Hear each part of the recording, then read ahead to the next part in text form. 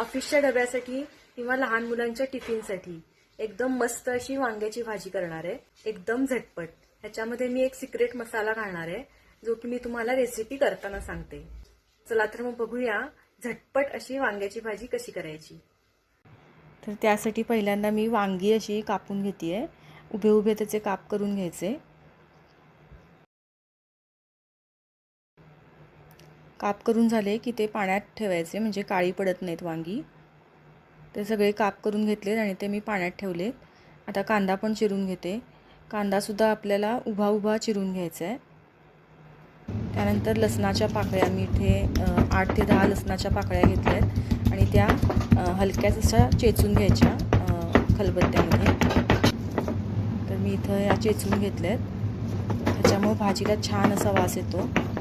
आता भाजीची पूर्वतयारी झाली आहे। आता मी कढईमध्ये थोडंसं तेल घालतेय, मोहरी, हिंग घालायचा, कढीपत्ता घालायचा आणि लसूण हलकासा असा परतून घ्यायचा 1 मिनिट। लसूण परतून झाला की कांदा घालायचा। कांदा आपल्याला चांगला 2 मिनिटं परतून घ्यायचा आहे।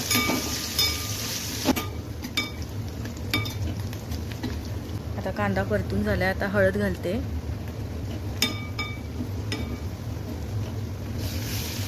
आणि आता वांग्याचे काप हे व्यवस्थित असं मिक्स करून घ्यायचं।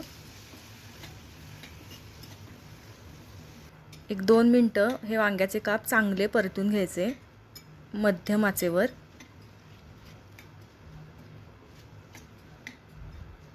आणि आता याला वाफ आणायची आहे, त्यासाठी मी ह्याच्यावर ताटली ठेवती आहे आणि ताटलीवर पाणी घालायचं। पूर्ण ताटलीत मावेल इतपत पाणी घालायचं आणि चांगली त्याला 2-3 मिनिटं वाफ द्यायची।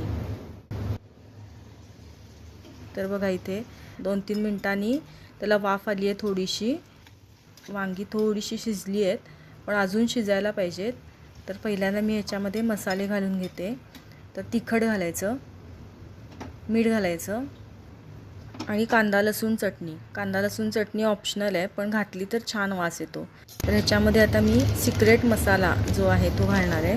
तर मी तुम्हाला मगाशी सांगितल्याप्रमाणे ह्याच्यामध्ये मी सिक्रेट मसाला घालणार होते, तर तो मी आता घालून घेते। तर सिक्रेट मसाला हा बाकी काही नसून मॅगी मसाला आहे। तर नॉर्मली आपण जी मॅगी करतो त्याच्यामध्ये जो मसाला असतो तोच मसाला मी इथे वापरला आहे। तर तो ह्याच्यामध्ये घालायचा, त्याच्यामुळे भाजीला एकदम भारी अशी चव येते। तर तो मी ह्याच्यामध्ये घातला आणि आता चांगली आपल्याला ही शिजवून घ्यायची आहेत। वांगी शिजायला थोडासा वेळ लागतो, म्हणून ताटलीवर पाणी ठेवून ही शिजवून घ्यायची। वांग्यामध्ये भाजीमध्ये पाणी नाही घालायचं आपल्याला, वरती पाणी ताटलीवर ठेवून आपल्याला ती शिजवायची आहे। आणि जर तुम्हाला वाटलं की खाली थोडीशी लागती आहे तर मग 1-2 चमचे वगैरे असं पाणी घालायचं आणि शिजवायची।